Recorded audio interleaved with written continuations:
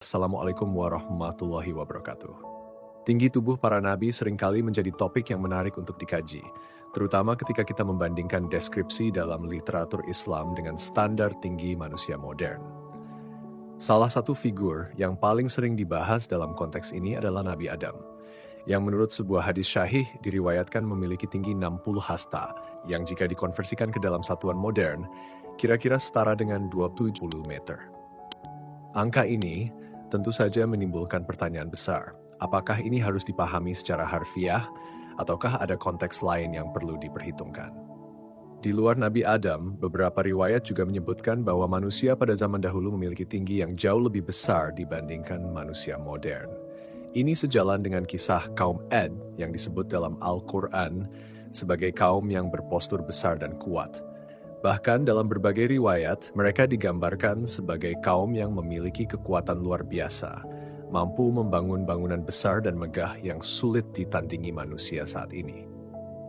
Jika deskripsi ini benar, maka ada kemungkinan bahwa tinggi rata-rata manusia zaman dahulu jauh lebih besar dibandingkan manusia modern. Namun, bagaimana kita memahami tinggi Nabi Adam dan manusia pada masa awal penciptaan?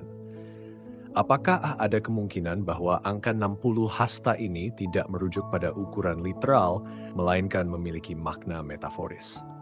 Beberapa ulama berpendapat bahwa angka ini mungkin menggambarkan kedudukan dan keagungan Nabi Adam di hadapan Allah, bukan ukuran fisik dalam arti sebenarnya. Pandangan ini didasarkan pada pemahaman bahwa bahasa Arab seringkali menggunakan perumpamaan dalam penyampaian pesan. Di sisi lain, jika kita menganggap angka tersebut secara harfiah, maka muncul persoalan ilmiah yang perlu ditelaah lebih lanjut. Dalam dunia biologi dan fisika, tinggi tubuh manusia memiliki batasan tertentu akibat hukum gravitasi dan struktur fisiologis. Jika seseorang memiliki tinggi 30 meter, maka proporsi tubuhnya harus mengikuti hukum scaling biologis, yang berarti tulang-tulangnya harus jauh lebih tebal dan kuat untuk menopang berat tubuhnya. Dalam realitas fisik, semakin tinggi makhluk hidup, semakin sulit tubuhnya untuk berfungsi secara efisien. Ini bisa kita lihat pada mamalia besar seperti gajah atau jerapah yang memiliki struktur tulang yang berbeda dari manusia untuk mendukung tubuh mereka. Lalu, bagaimana dengan bukti sejarah?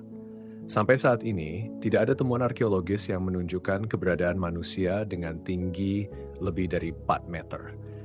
Rangka manusia tertinggi yang pernah ditemukan sejauh ini berkisar antara 2,3 hingga 2,5 meter, seperti yang ditemukan pada beberapa individu dengan kelainan genetik seperti gigantisme.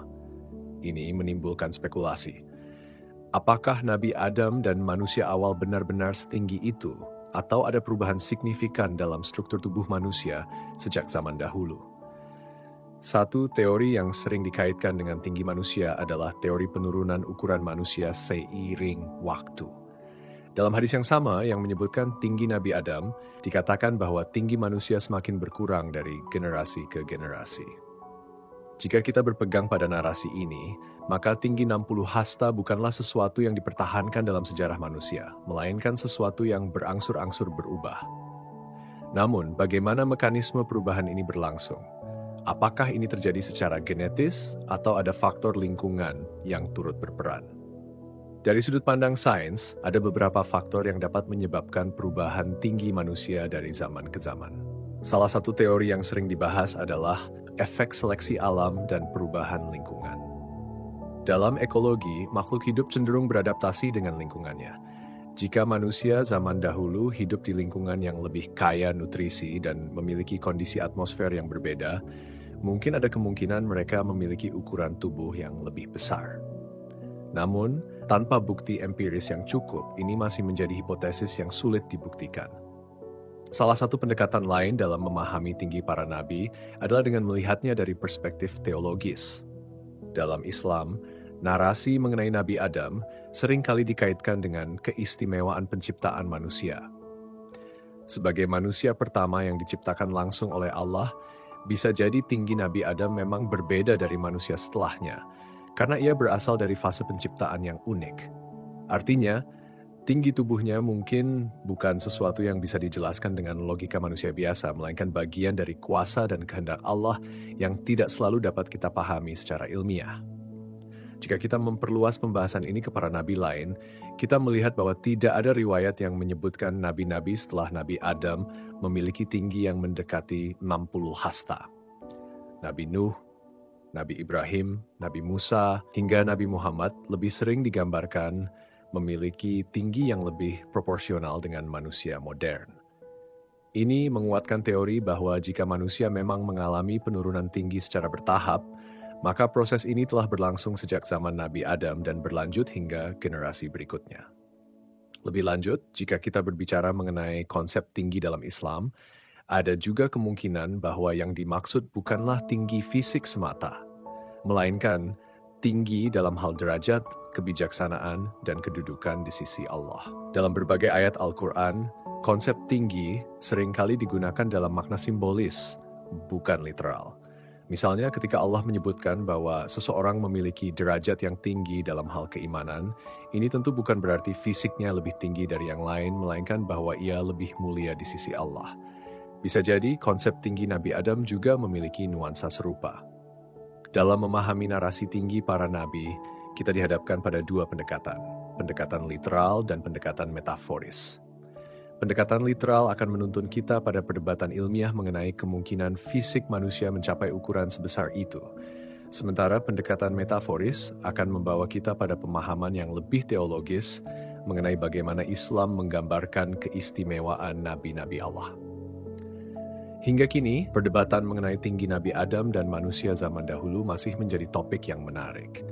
Ada banyak perspektif yang bisa digunakan dalam menelaahnya, mulai dari pendekatan teks keagamaan, ilmu pengetahuan, hingga kajian sejarah. Namun, yang pasti, setiap nabi yang diutus memiliki keistimewaannya masing-masing, baik dalam aspek fisik maupun spiritual. Tinggi mereka, baik secara harfiah maupun simbolis, menjadi bagian dari kisah besar yang terus dikaji dan dipelajari oleh para ilmuwan, sejarawan, dan ulama di berbagai generasi. Ketika kita berbicara tentang tinggi tubuh manusia dari perspektif Islam, kita tidak hanya berhadapan dengan fenomena fisik, tetapi juga dengan pemahaman tentang takdir dan perubahan yang terjadi sesuai dengan kehendak Allah. Dalam hal ini, kita harus mengingat bahwa segala sesuatu yang ada di alam semesta, termasuk perubahan fisik manusia, terjadi atas izin dan kehendaknya. Meskipun demikian, kita juga dapat melihat perubahan tinggi tubuh manusia dari sudut pandang ilmiah yang memberikan penjelasan terkait faktor-faktor yang mempengaruhi perubahan ini. Dalam Islam, manusia diciptakan oleh Allah dalam bentuk yang sebaik-baiknya. Allah berfirman dalam Al-Quran, sesungguhnya kami telah menciptakan manusia dalam bentuk yang sebaik-baiknya. Ayat ini menegaskan bahwa Allah menciptakan manusia dalam kondisi terbaik, tetapi dalam konteks sejarah, manusia mengalami perubahan yang dapat dipengaruhi oleh banyak faktor, baik internal maupun eksternal. Salah satu perubahan yang menarik perhatian adalah penurunan tinggi tubuh manusia dari zaman ke zaman. Dalam perspektif Islam, penurunan tinggi tubuh manusia ini dapat dipandang sebagai bagian dari takdir ilahi. Sebagaimana disebutkan dalam hadis, tinggi tubuh manusia pada zaman Nabi Adam lebih besar dibandingkan manusia saat ini. Dalam hadis yang diriwayatkan oleh Abu Hurairah disebutkan bahwa tinggi Nabi Adam adalah 60 hasta. Dari sini kita bisa melihat bahwa tinggi tubuh manusia pada zaman Nabi Adam sangat berbeda dengan manusia modern. Namun, ini bukanlah satu-satunya hal yang perlu kita pertimbangkan. Ada kemungkinan bahwa penurunan tinggi tubuh manusia dari zaman ke zaman merupakan bagian dari rencana dan kehendak Allah yang sesuai dengan kondisi kehidupan dan peran manusia dalam sejarah. Dari sudut pandang ilmiah, penurunan tinggi tubuh manusia dapat dijelaskan melalui berbagai faktor yang berhubungan dengan genetika, lingkungan, dan pola hidup. Faktor genetika memainkan peran penting dalam menentukan tinggi tubuh seseorang. Gen-gen yang diwariskan oleh orang tua menentukan potensi tinggi badan seseorang. Namun, faktor-faktor lain seperti nutrisi dan kondisi lingkungan juga memiliki pengaruh besar terhadap perkembangan fisik manusia. Pada zaman dahulu, manusia hidup di lingkungan yang lebih alami, dengan sumber daya alam yang melimpah dan pola makan yang lebih sehat dibandingkan dengan zaman sekarang. Kondisi ini memungkinkan tubuh manusia tumbuh lebih besar dan lebih kuat. Namun, seiring berjalannya waktu, Dengan berkembangnya peradaban dan perubahan pola makan yang semakin bergantung pada makanan olahan, kualitas nutrisi yang diterima manusia menjadi menurun. Hal ini berdampak langsung pada tinggi tubuh manusia yang semakin menurun dari generasi ke generasi. Dalam ilmu biologi, terdapat fenomena yang dikenal dengan istilah efek seleksi alam. Manusia sebagai makhluk hidup beradaptasi dengan lingkungan tempat mereka tinggal. Oleh karena itu, jika manusia hidup dalam kondisi lingkungan yang berbeda, baik itu terkait dengan iklim, ketersediaan pangan, atau ancaman dari predator, tubuh manusia akan beradaptasi. Misalnya, manusia pada zaman purba yang hidup di lingkungan yang keras dan penuh ancaman predator mungkin membutuhkan tubuh yang lebih besar dan kuat untuk bertahan hidup. Sebaliknya, dengan semakin berkurangnya ancaman tersebut dan berkembangnya peradaban manusia, tubuh manusia mungkin tidak lagi membutuhkan ukuran yang besar, dan seleksi alam pun mendorong tubuh manusia menjadi lebih proporsional. Namun, meskipun ada faktor lingkungan yang memengaruhi tinggi tubuh, faktor genetika tetap menjadi penentu utama dalam menentukan potensi tinggi tubuh seseorang. Gen yang diturunkan oleh orang tua memainkan peran penting dalam menentukan tinggi badan, tetapi faktor-faktor eksternal seperti pola makan, kondisi kesehatan, dan stres lingkungan juga dapat mempengaruhi bagaimana gen ini diekspresikan. Dalam hal ini, faktor nutrisi menjadi sangat penting. Manusia pada zaman dahulu mungkin mendapatkan nutrisi yang lebih baik seperti protein dan gizi lainnya yang memungkinkan pertumbuhan tubuh yang lebih optimal. Namun, dengan perubahan pola makan yang bergantung pada makanan olahan dan kurangnya asupan gizi yang memadai, tubuh manusia modern mungkin tidak dapat berkembang seoptimal manusia pada zaman dahulu. Dalam Islam, segala perubahan yang terjadi pada tubuh manusia adalah bagian dari takdir Allah. Allah berfirman dalam Al-Quran, Allah menciptakan apa yang Dia kehendaki dan memberi rahmat kepada siapa yang Dia kehendaki. Al-Imran. Ayat ini menunjukkan bahwa perubahan dalam tubuh manusia termasuk perubahan tinggi tubuh adalah bagian dari ketentuan dan kehendak Allah. Sebagai makhluknya, manusia tidak selalu dapat memahami secara penuh alasan di balik perubahan ini, tetapi kita dapat meyakini bahwa segala sesuatu yang terjadi adalah bagian dari rencana Allah yang lebih besar. Penting untuk diingat bahwa dalam Islam, tinggi tubuh manusia bukanlah indikator utama dari nilai atau kedudukan seseorang di sisi Allah. Sebagaimana disebutkan dalam Al-Quran, sesungguhnya yang paling mulia di antara kamu di sisi Allah adalah yang paling bertakwa. Al-Hujurat 15. Ini mengingatkan kita bahwa kedudukan manusia tidak ditentukan oleh fisiknya, melainkan oleh amal perbuatan dan ketakwaannya. Kepada kata lain, meskipun tinggi tubuh manusia mungkin menurun seiring waktu, yang terpenting adalah kualitas keimanan dan ketaatan seseorang kepada Allah. Melihat perubahan tinggi tubuh manusia dari perspektif Islam dan sains memberikan pemahaman yang lebih komprehensif. Dari sisi ilmiah, penurunan tinggi tubuh manusia dapat dijelaskan melalui faktor genetika, pola makan, dan kondisi lingkungan yang berubah seiring waktu. Sementara itu, dari sudut pandang Islam, perubahan ini dapat dipahami sebagai bagian dari takdir Allah yang ditentukan sesuai dengan kehendaknya. Dalam hal ini, manusia dituntut untuk selalu bersyukur atas segala nikmat yang diberikan Allah, termasuk tubuh yang sehat dan kuat, tanpa terlalu fokus pada ukuran fisik semata. Dengan memahami dua perspektif ini, kita bisa menghargai bahwa perubahan dalam tubuh manusia bukanlah sesuatu yang terlepas dari rencana ilahi, dan kita sebagai umat manusia perlu menjaga keseimbangan antara memahami aspek ilmiah dan spiritual dari kehidupan ini. Perubahan fisik manusia, termasuk tinggi badan, adalah bagian dari perjalanan panjang yang terjadi seiring berjalannya waktu, yang semuanya berada di bawah pengaturan dan kehendak Allah, Sang Pencipta. Fenomena perubahan tinggi tubuh manusia, yang tampaknya begitu signifikan dari zaman ke zaman, menimbulkan pertanyaan yang lebih dalam mengenai kaitannya dengan evolusi manusia. Dalam pemahaman ilmiah, teori evolusi oleh seleksi alam adalah salah satu penjelasan utama yang diterima untuk menggambarkan bagaimana spesies berkembang dan berubah dari waktu ke waktu. Tetapi bagaimana teori ini berhubungan dengan pandangan Islam tentang penciptaan manusia, terutama dalam konteks penurunan tinggi tubuh yang terlihat dari generasi ke generasi? Di sisi sains, Teori evolusi mengemukakan bahwa spesies berubah dan beradaptasi seiring berjalannya waktu untuk memenuhi kebutuhan lingkungan mereka. Jika kita melihat tubuh manusia dari sudut pandang evolusi, kita bisa memahami bahwa perubahan tinggi tubuh manusia bisa dijelaskan dengan proses seleksi alam yang mendorong manusia untuk menyesuaikan diri dengan lingkungan yang berubah.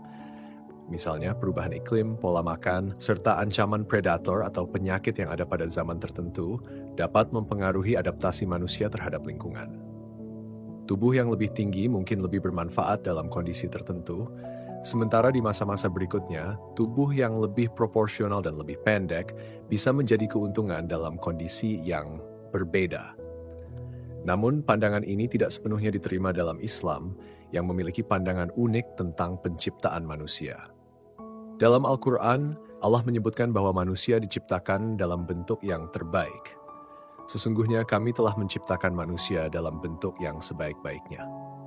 Konsep ini mengarah pada pemahaman bahwa penciptaan manusia bukanlah hasil dari proses evolusi yang acak, tetapi merupakan hasil dari takdir dan kehendak Allah yang telah merencanakan segala sesuatu secara sempurna sejak awal. Allah berfirman dalam surah Al-Mu'minun, "Dan kami telah menciptakan kamu dalam bentuk yang sebaik-baiknya." Al-Mu'minun 14. Ini menunjukkan bahwa manusia tidak mengalami perubahan berdasarkan mekanisme evolusi dalam arti yang biasa dipahami oleh teori ilmiah. Tetapi penciptaan manusia adalah sebuah proses yang disengaja dan sangat diperhatikan oleh Allah. Disinilah muncul ketegangan antara pandangan ilmiah dan teologis. Jika kita mempertimbangkan penurunan tinggi tubuh manusia dalam konteks sains, penurunan tersebut bisa dijelaskan dengan berbagai faktor. Selain perubahan lingkungan dan adaptasi terhadap kondisi baru, ada juga faktor genetik yang turut berperan dalam menentukan tinggi tubuh manusia. Setiap generasi mewarisi ciri fisik dari orang tua mereka, termasuk tinggi badan. Namun, faktor luar seperti pola makan, penyakit, dan stres lingkungan juga mempengaruhi bagaimana gen tersebut diekspresikan. Dengan kata lain, seleksi alam dalam teori evolusi bisa memberikan gambaran tentang bagaimana manusia beradaptasi terhadap lingkungan yang berubah, sehingga tinggi tubuh manusia mengalami penurunan seiring berjalannya waktu. Namun, bagaimana hal ini berhubungan dengan perspektif Islam? Dalam Islam, meskipun ada fenomena penurunan tinggi tubuh dari zaman ke zaman, hal ini lebih dipandang sebagai bagian dari takdir Allah yang sesuai dengan kehendaknya. Islam mengajarkan bahwa segala sesuatu yang terjadi di dunia ini, termasuk perubahan fisik pada manusia, adalah bagian dari ciptaan Allah yang sempurna dan penuh hikmah. Tidak ada penjelasan yang menunjukkan bahwa manusia berubah karena suatu mekanisme acak atau proses evolusi yang tak terarah. Sebaliknya, perubahan fisik manusia, seperti penurunan tinggi badan, lebih dipahami sebagai bagian dari proses takdir yang telah ditentukan oleh Allah. Ini bisa dilihat sebagai suatu bentuk ujian bagi umat manusia yang terus mengalami perubahan, baik fisik maupun mental sepanjang zaman. Jika kita membahas hubungan antara teori evolusi dan pandangan Islam mengenai manusia, maka kita harus melihat pada titik temu antara keduanya. Dalam Islam, meskipun Allah menciptakan manusia dengan sebaik-baiknya, tidak ada penjelasan yang menyebutkan bahwa proses penciptaan tersebut berlangsung dengan cara yang langsung dan statis. Dalam konteks ini, kita bisa melihat bahwa mungkin ada pengaruh dari perubahan lingkungan yang bisa memengaruhi manusia pada level fisiologis. Namun, perubahan ini tetap berada dalam batasan takdir Allah yang tidak terlepas dari kehendaknya. Penting untuk dicatat bahwa dalam Islam, manusia tidak dianggap sebagai hasil evolusi dari makhluk lain, melainkan sebagai ciptaan Allah yang spesial dan terpisah. Sebagaimana disebutkan dalam Al-Quran, manusia pertama, Nabi Adam, diciptakan langsung oleh Allah tanpa melalui proses evolusi biologis seperti yang diajarkan dalam sains. Dan ingatlah, ketika Tuhanmu berkata kepada para malaikat, "Sesungguhnya aku hendak menciptakan seorang manusia dari tanah liat." Ini jelas menunjukkan bahwa manusia dari perspektif Islam adalah makhluk yang diciptakan secara khusus oleh Allah dan bukan hasil dari proses evolusi panjang. Meski demikian, penurunan tinggi tubuh manusia dari zaman ke zaman dapat dipandang dalam Islam sebagai bentuk perubahan yang mengikuti hukum Allah tentang kehidupan manusia di dunia. Dalam hal ini, perubahan tersebut tidak semata-mata disebabkan oleh proses alamiah atau mekanisme evolusi, tetapi lebih merupakan bagian dari ujian hidup yang Allah tetapkan untuk umat manusia. Bisa jadi, penurunan tinggi tubuh ini menjadi simbol dari berjalannya waktu, dengan umat manusia yang semakin lupa akan asal-usul dan tujuan hidup mereka, dan lebih terfokus pada kehidupan duniawi yang sementara. Dari perspektif ilmiah, teori evolusi berargumen bahwa manusia mengalami perubahan fisik dan biologis yang berhubungan dengan adaptasi terhadap kondisi tertentu, seperti perubahan iklim, pola makan, dan ancaman lingkungan. Proses ini dipandang sebagai bagian dari seleksi alam yang mendorong spesies untuk bertahan hidup dan berkembang. Dalam hal ini, tinggi tubuh manusia yang lebih pendek pada masa kini dapat dilihat sebagai adaptasi terhadap lingkungan yang tidak lagi memerlukan tubuh yang besar dan kuat untuk bertahan hidup. Sementara pada masa-masa awal peradaban, tubuh manusia yang lebih tinggi mungkin lebih menguntungkan karena berfungsi untuk memberikan kekuatan dan daya tahan yang lebih besar. Namun, di balik penurunan ini, Islam mengajarkan bahwa manusia selalu berada dalam pengawasan dan takdir Allah. Sebagaimana Allah berfirman dalam Al-Quran, sesungguhnya segala sesuatu yang ada di langit dan di bumi adalah milik Allah. Ini menunjukkan bahwa meskipun ada perubahan fisik yang terjadi pada manusia dari zaman ke zaman, perubahan tersebut tetap berada dalam lingkup kehendak dan pengaturan Allah. Jadi dalam pandangan Islam, perubahan tinggi tubuh manusia bukanlah akibat dari mekanisme evolusi secara kebetulan, tetapi merupakan bagian dari takdir dan hikmah Allah yang tidak selalu bisa dipahami secara penuh oleh akal manusia. Dengan demikian, kita melihat adanya perbedaan pandangan antara sains dan Islam terkait dengan evolusi manusia. Sains melihat perubahan tinggi tubuh manusia sebagai hasil dari seleksi alam yang terjadi dalam jangka waktu panjang, sementara Islam memandang perubahan tersebut sebagai bagian dari takdir Allah yang mengikuti rencana dan kehendaknya. Mitos tentang tinggi para nabi sudah lama berkembang dalam masyarakat, baik dalam tradisi lisan maupun tulisan. Mitos-mitos ini seringkali dipengaruhi oleh pemahaman yang tidak lengkap atau penyampaian informasi yang berbasis pada kepercayaan dan bukan bukti konkret. Dalam banyak kasus, narasi tentang tinggi tubuh para nabi menjadi semakin dramatis seiring berjalannya waktu. Di sisi lain, pemahaman berbasis fakta yang bersandar pada penelitian sejarah, antropologi, dan sains memberikan perspektif yang lebih rasional dan terbukti. Lantas, bagaimana kita membedakan antara mitos dan fakta mengenai tinggi para nabi, terutama dalam konteks Islam? Salah satu mitos yang paling sering muncul adalah mengenai tinggi tubuh Nabi Adam yang diyakini mencapai 60 hasta. Angka ini sangat mencolok, bahkan mungkin tampak luar biasa bagi kebanyakan orang. Menurut beberapa riwayat, tinggi Nabi Adam sangat luar biasa jika dibandingkan dengan manusia zaman modern. Namun, ketika kita menyelami lebih dalam, kita menemukan bahwa tidak ada bukti fisik atau arkeologis yang dapat membuktikan bahwa manusia pada zaman Nabi Adam memiliki tubuh setinggi itu. Bahkan, jika kita menggunakan teori biologi dan fisika, tinggi tubuh manusia yang mencapai 30 meter, seperti yang kadang disebutkan dalam mitos ini, akan sangat tidak mungkin terjadi. Dalam kenyataannya, tubuh manusia dengan ukuran demikian akan menghadapi masalah berat badan yang sangat besar, yang akan mengganggu kemampuan tubuh untuk berfungsi secara optimal. Mitos ini dapat dimaknai dalam dua cara. Pertama, ada kemungkinan bahwa angka tersebut tidak dimaksudkan untuk dipahami secara literal, melainkan sebagai simbol dari keagungan Nabi Adam. Dalam banyak teks keagamaan, angka seringkali digunakan secara simbolik untuk menggambarkan kedudukan seseorang. Misalnya, 60 hasta bisa saja menggambarkan tinggi Nabi Adam bukan dalam arti fisik, tetapi dalam arti kemuliaan dan kedudukannya di hadapan Allah. Pendekatan ini sesuai dengan pemahaman banyak ulama yang berpendapat bahwa ukuran fisik yang disebutkan dalam berbagai riwayat bisa jadi adalah metafora yang digunakan untuk menggambarkan keistimewaan Nabi Adam. Pendekatan kedua adalah bahwa mitos ini berasal dari kesalahpahaman atau penafsiran yang berlebihan. Dalam tradisi lisan yang berkembang, cerita-cerita seringkali dibumbui dengan elemen-elemen fantastis yang membuatnya lebih menarik dan memikat, yang akhirnya berkembang menjadi legenda yang diterima luas meskipun tidak didukung oleh bukti nyata. Ini adalah fenomena yang sangat umum dalam budaya manusia, dan di mana cerita-cerita seputar tokoh-tokoh penting seringkali dibesar-besarkan. Misalnya dalam budaya yang lebih tradisional, kisah tentang seorang pahlawan atau tokoh besar seringkali dilengkapi dengan atribut fisik yang luar biasa untuk menandakan kepahlawanan atau keistimewaan mereka.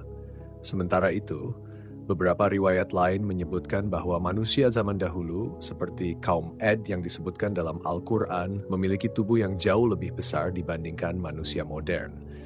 Kaum Ad digambarkan sebagai bangsa yang memiliki postur yang sangat besar dan kuat, hingga mereka mampu membangun struktur bangunan yang begitu megah. Namun, apakah ini benar-benar berarti bahwa kaum Ad memiliki tubuh yang lebih besar dalam pengertian fisik? Atau apakah ini adalah cara untuk menggambarkan kekuatan dan kemampuan luar biasa mereka? Jika kita berpikir secara ilmiah, ukuran tubuh manusia yang jauh lebih besar dari manusia modern akan menghadapi banyak tantangan dalam hal adaptasi fisik. Tubuh yang sangat besar akan membutuhkan jumlah energi yang lebih banyak untuk bertahan hidup dan juga akan menghadapi berbagai kesulitan dalam hal struktur tulang dan otot yang harus menopang tubuh tersebut. Oleh karena itu, meskipun kita bisa memahami kekuatan fisik yang luar biasa dari kaum Ad, kita harus berhati-hati dalam menyikapi klaim tentang ukuran tubuh mereka secara fisik. Lebih lanjut, salah satu mitos lain yang berkembang adalah bahwa semua nabi memiliki tubuh yang sangat besar atau lebih tinggi dari manusia pada umumnya. Padahal dalam sejarah tidak ada bukti konkret yang menunjukkan bahwa nabi-nabi lain selain Nabi Adam memiliki tinggi yang luar biasa.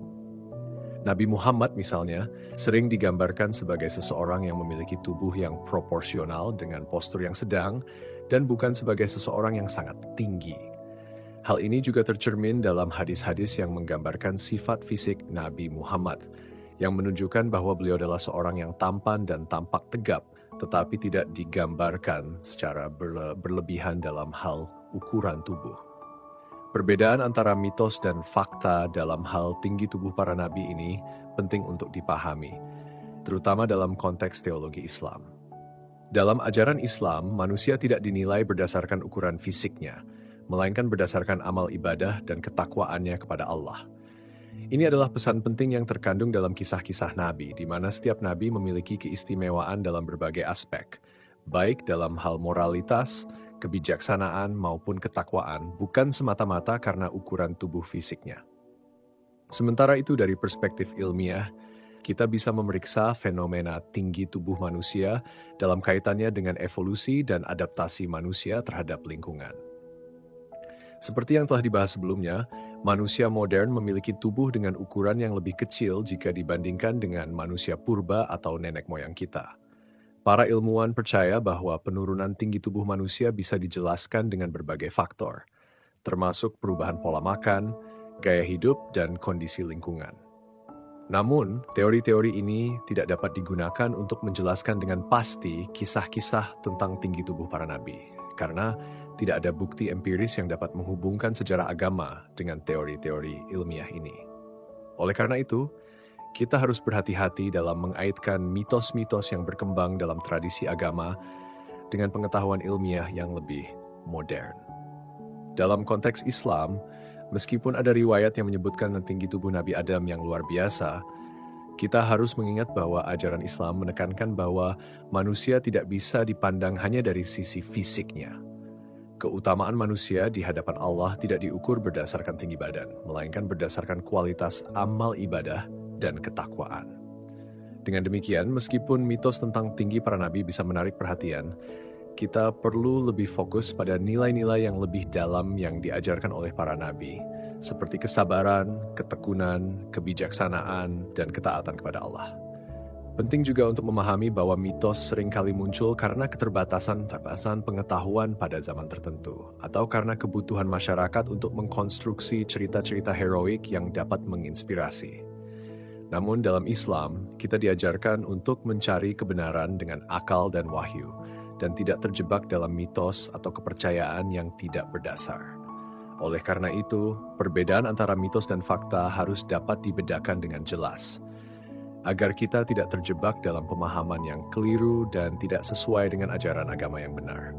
Secara keseluruhan, mitos-mitos tentang tinggi tubuh para nabi harus dilihat dengan pemahaman yang mendalam, baik dari segi teologis maupun ilmiah.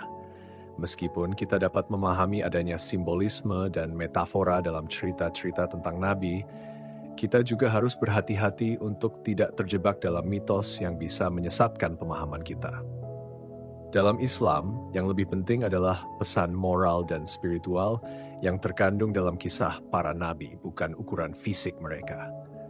Demikianlah, melalui analisis yang hati-hati, kita dapat membedakan antara mitos yang berkembang dalam tradisi dengan fakta yang lebih dapat dipertanggungjawabkan secara ilmiah. Sebagai penutup, mari kita renungkan bersama bahwa segala yang tertulis dalam Lauhul Mahfudz adalah takdir yang telah ditentukan oleh Allah, yang merupakan bagian dari kehendak-Nya yang maha bijaksana. Segala yang terjadi di dunia ini adalah bagian dari ketetapan-Nya yang sudah tercatat sejak azali.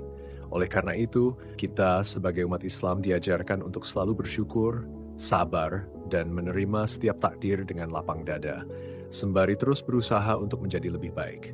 Jangan lupa untuk terus memperdalam ilmu dan keimanan kita, serta menjaga hubungan yang baik dengan Allah, karena hanya dengan pertolongannya lah kita dapat meraih kebahagiaan dunia dan akhirat. Jika Anda merasa terinspirasi atau ingin belajar lebih banyak tentang topik-topik menarik lainnya, pastikan untuk mengikuti channel ini dan aktifkan notifikasi agar tidak ketinggalan informasi penting. Jangan lupa untuk like, share, dan subscribe channel ini agar semakin banyak orang yang mendapatkan manfaat dari konten-konten yang kami sajikan. Tulis komentar atau pertanyaan Anda di bawah, dan kami akan senang untuk berdiskusi lebih lanjut dengan Anda. Semoga Allah selalu memberi petunjuk dan keberkahan dalam hidup kita semua. Wassalamualaikum warahmatullahi wabarakatuh.